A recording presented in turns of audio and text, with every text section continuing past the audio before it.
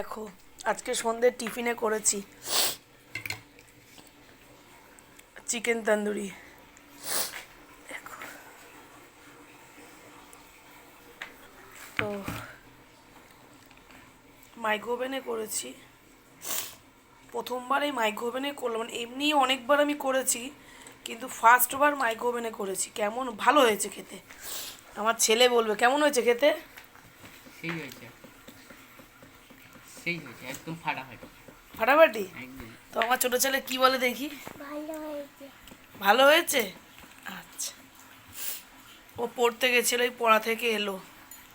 তো আমি জানি সন্ধেবেলা হলেই বলবে কিছু খাবো, দুধ দিই। তো আজকে আর দুধ দিনই, ভেবেছি চিকেন ছিল, সলিড চিকেনের পিসগুলো তো দুপুরবেলা মেখে টেকে রেখে দিয়েছিলাম। তো ওই সন্ধেবেলা করে দিলাম। তো ওই যে আমার ছেলে আর খেয়ে পড়তে বসবে। লেগ পিস নেই এর মধ্যে একটা, এর মধ্যে লেগ পিস থাকে না। লেগ পিস থাকলে জমে যেত।